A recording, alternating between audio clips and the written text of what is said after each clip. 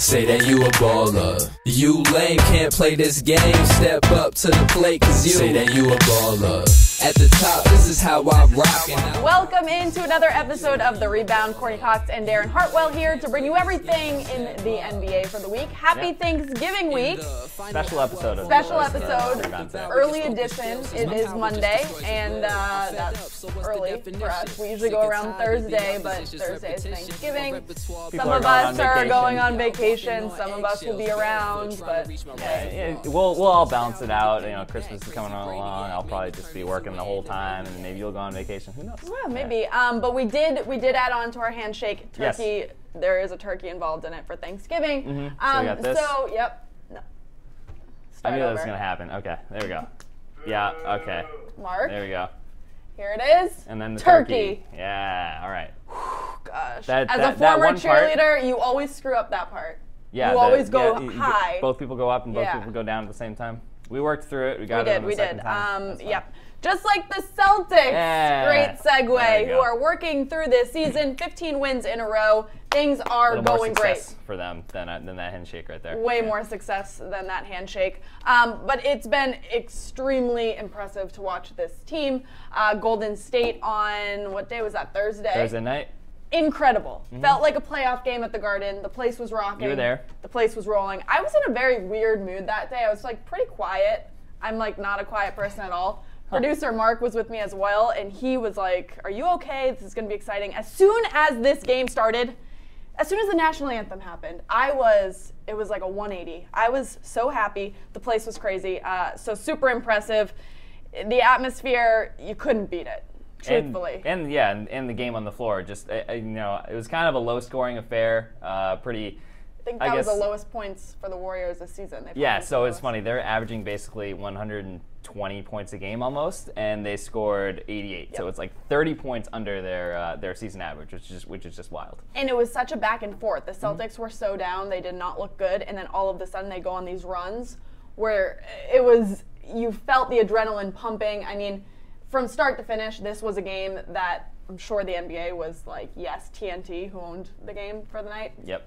Pumped. Ratings must have been through the roof. Yeah, and we've actually talked about this it's kind of been the hallmark of the Celtics win streak. They've come back from a lot of big deficits. They did that the other night against the Hawks on Saturday. I thought that would kind of be like a letdown game for them after pouring all their effort out on Saturday night or on Thursday night. But they came back from double digits in that game too. We discussed on last week's show just the injuries they've gone through. They've kind of had to come back in some games, but once again, they got the job done. Well, Jaylen Brown led the way, 22 points, 7 rebounds. An emotional night for him. His best friend had passed away the night before. No one knew about this going into the game. It's crazy. So you're just watching and you're like, wow, Jaylen is on fire tonight. Playing with so much passion, and then if you were there at the end of the game, you saw Kyrie give him the ball from the game, the game ball, and so you knew something was up just because he played so well, but then it was very emotional between the two. There was an embrace. So people were like, I wonder what's going on. There had been talks that someone had passed away the night before, and then in Brad Stevens' press conference after, everyone found out everything, and it was kind of just, you had to take a step back and think, this guy wasn't just playing against an extremely impressive Warriors team. He was battling so much more off the court.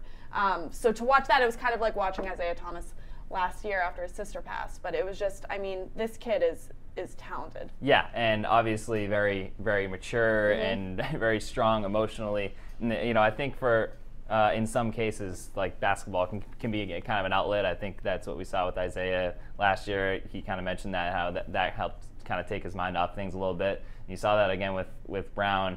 Obviously, a lot more things important than basketball. I think Stevens kind of said went to him before the game and said, if you don't want to play, that's fine. Like, I understand. And I think Jaylen, was thinking about not playing, and then he had some conversations with some people, decided to play, and that's his decision. And what he did on the court, anyways, is pretty amazing. But yeah, just from a maturity standpoint, and he was asked questions about it after the game. So talking about your friend who just passed away is tough, but he handled it really well. Absolutely, and it was a team effort, of course. Yep.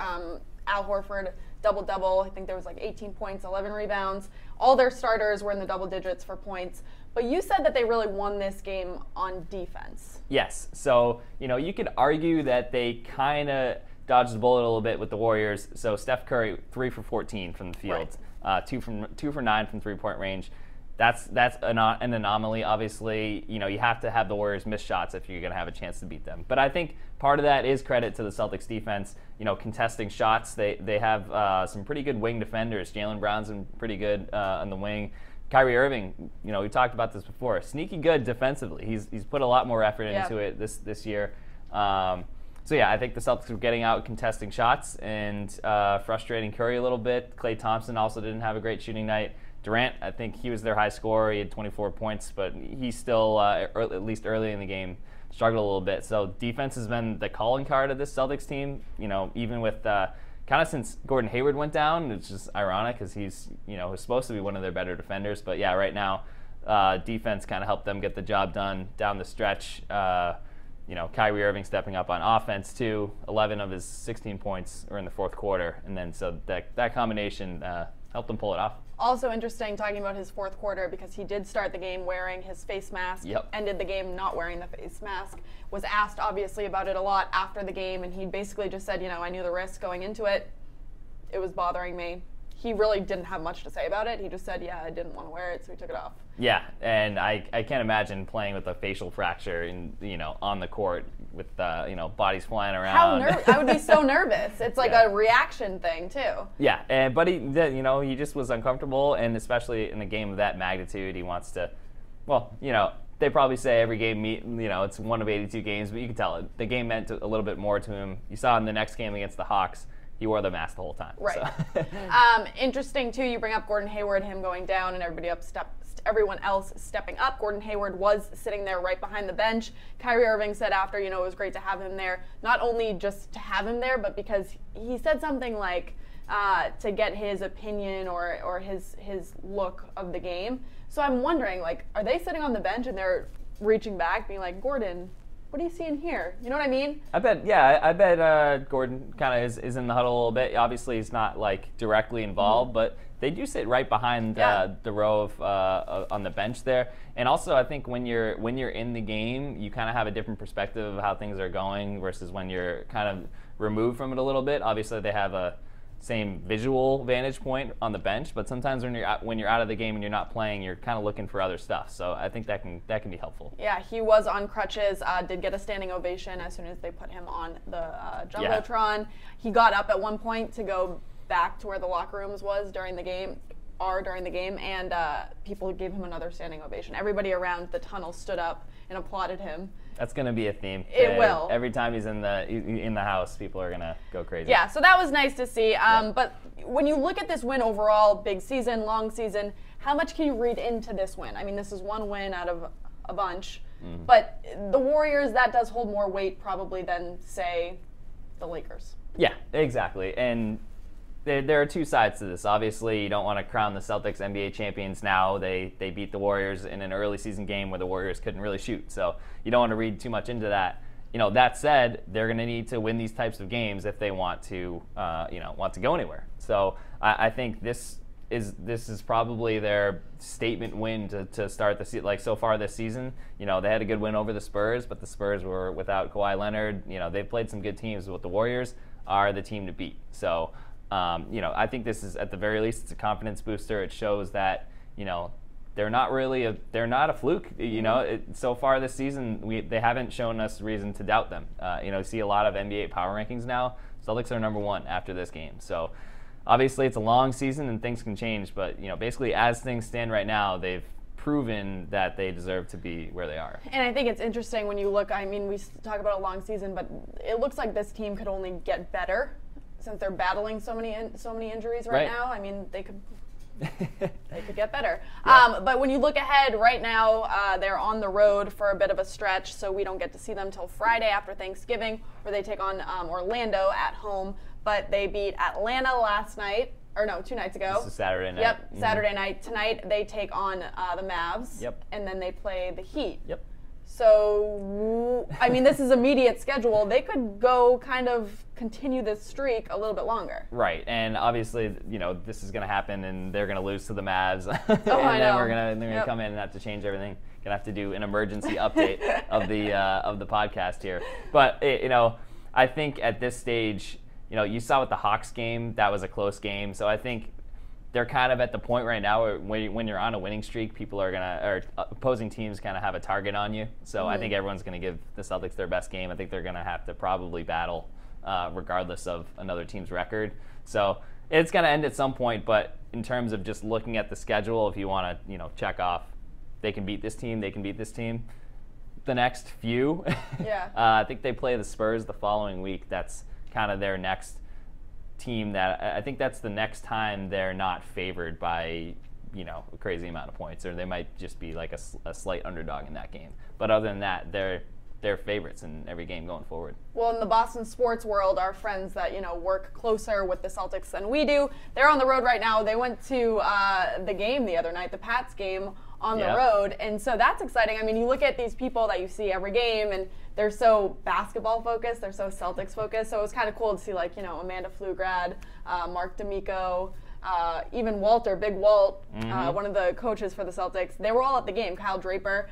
So I was following along with them at social media. That's so fun that they get to they have a long road stretch here, but they get to enjoy the cities that they're in. So kind of cool. Definitely. Yeah. I mean, no players were there, but good for our friends on the sidelines. Yeah.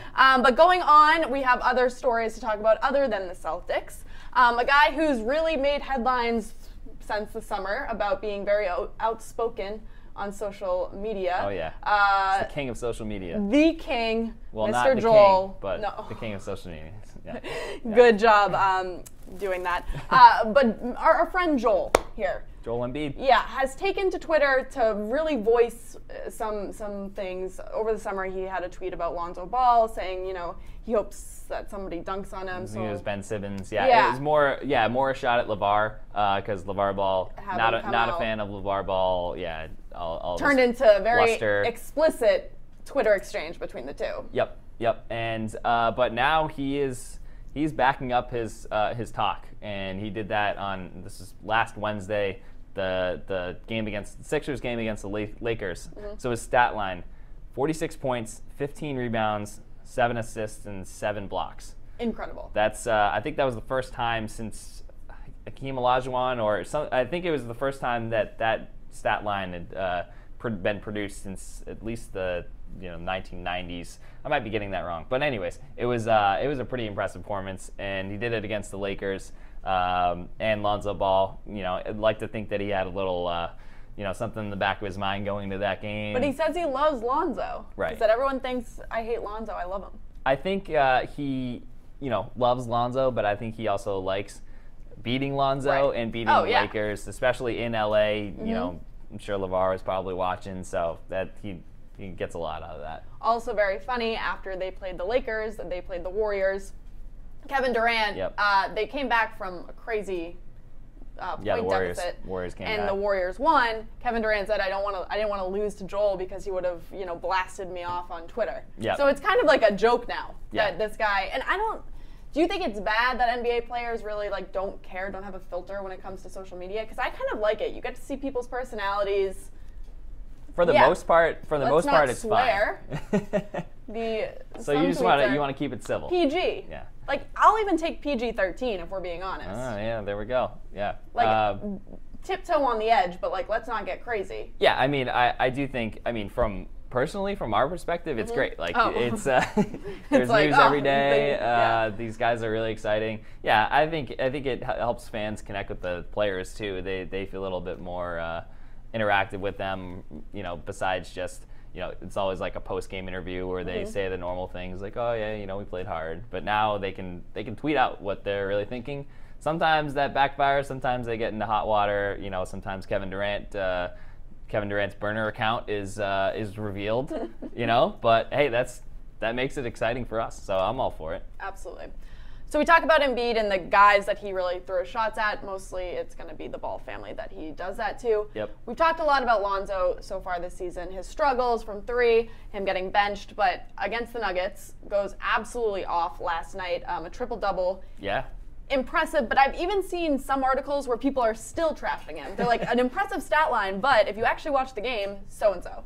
Yeah, I mean, I think the most important stat, I'm going to throw out a nice coaching cliche here, the most important stat is the win. So, But yeah, so 11 points, 16 rebounds, and 11 assists. 16 rebounds is a pretty impressive number. Like you said, so the misleading stats, a lot of the times they let him grab the rebound and kind of lead the fast break, so he gets some easy rebounds, you could say.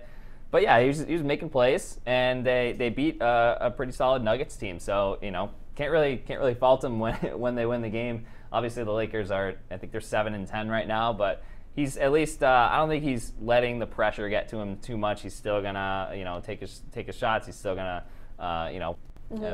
no pun intended. Wow. Yeah, but yeah, he had a good game. Do you think that him getting benched in Phoenix contributed to him going off here, or do you think he's just improving? I think he's just improving, and we want to talk about him being in the spotlight all the time. There was a moment, I think, in the Friday's game against the Suns where there was kind of a little scuffle on the court, and the TV cameras kind of saw him walking away from everyone as they're, so everyone is saying, oh, he didn't really stand up for his teammates.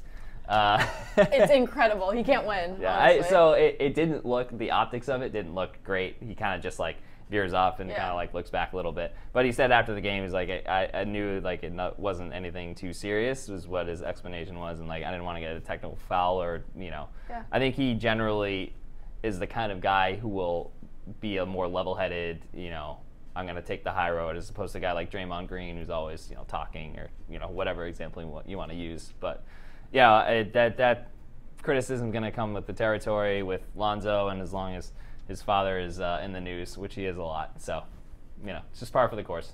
All right, well, it is Thanksgiving week, so it's time to talk about what we're thankful for. Yes.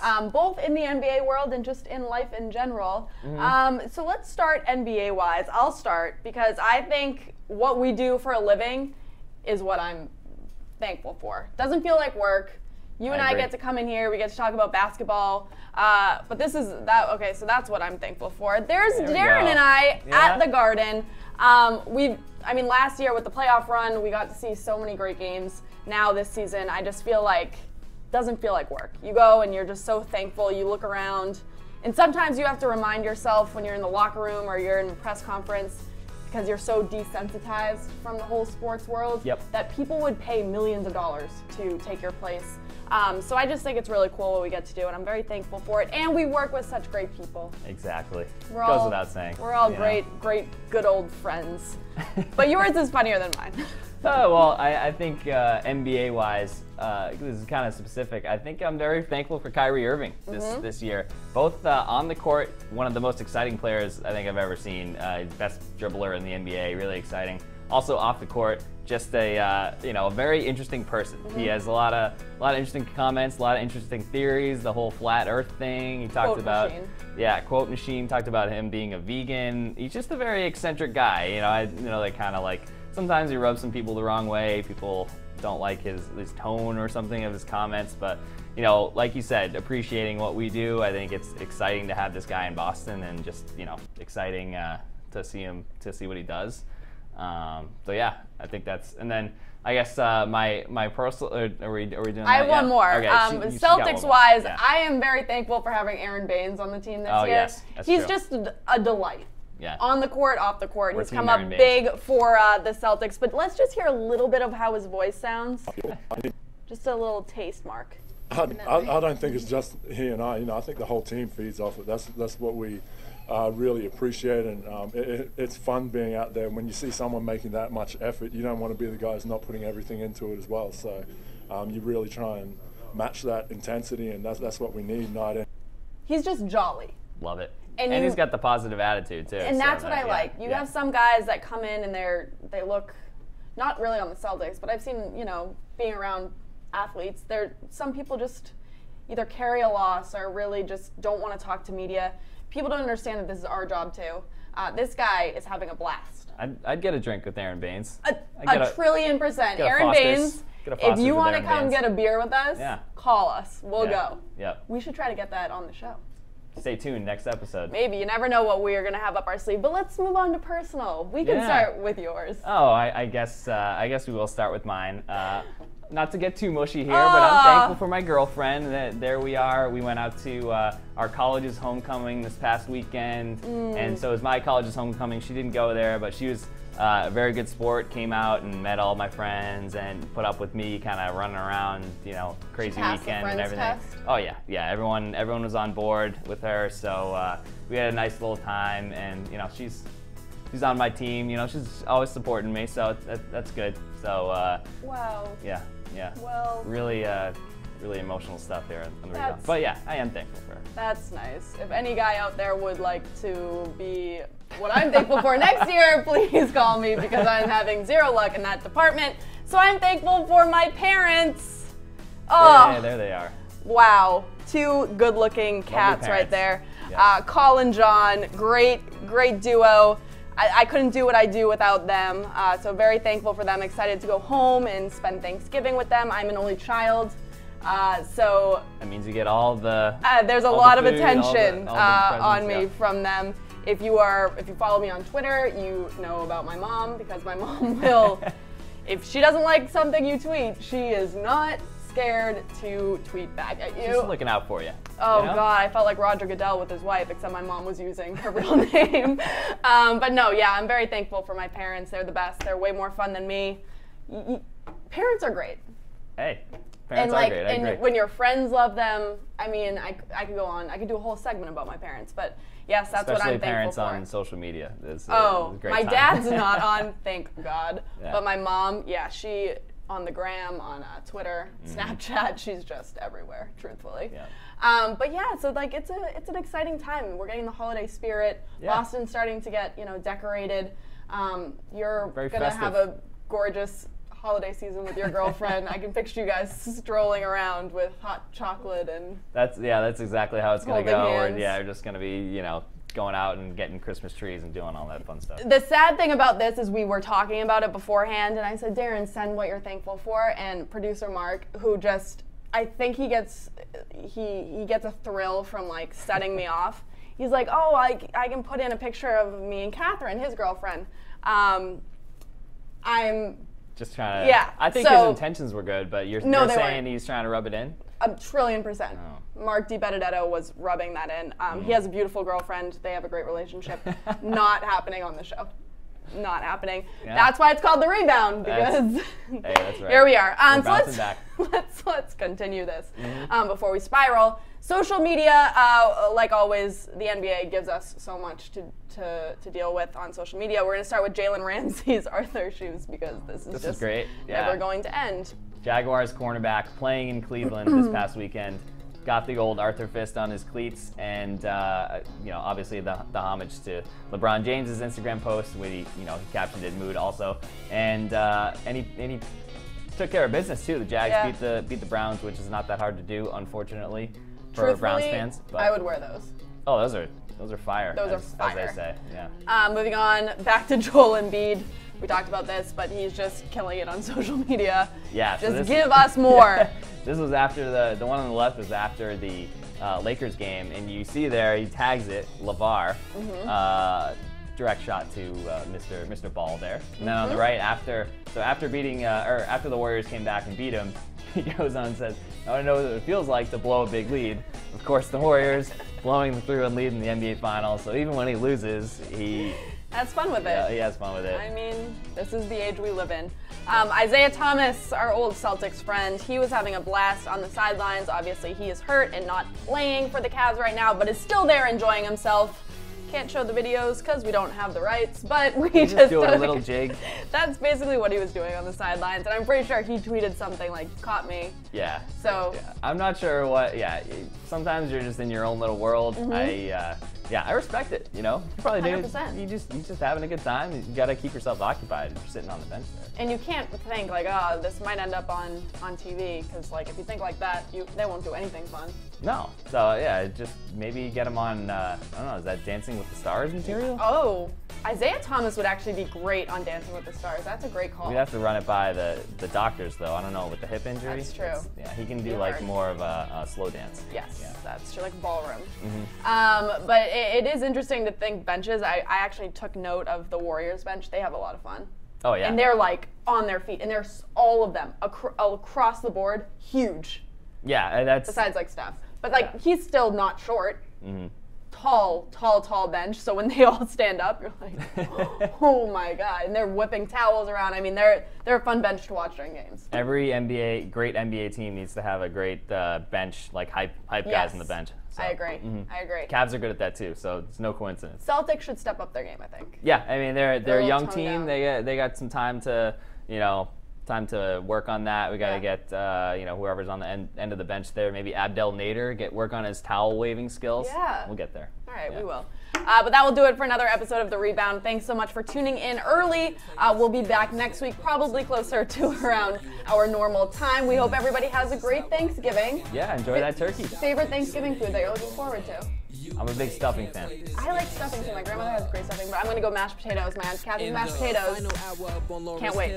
But we will see you next time. Follow along on Twitter with Darren at Darren_Hartwell or myself at Cox Courtney. Keep it locked in right here at Nestor.com. We've got everything you need for this NBA season. Walking on eggshells, barefoot, trying to reach my reservoir. Stole my style, need to pay me back. Crazy brainiac, made me turn into an animaniac. Say that you a baller.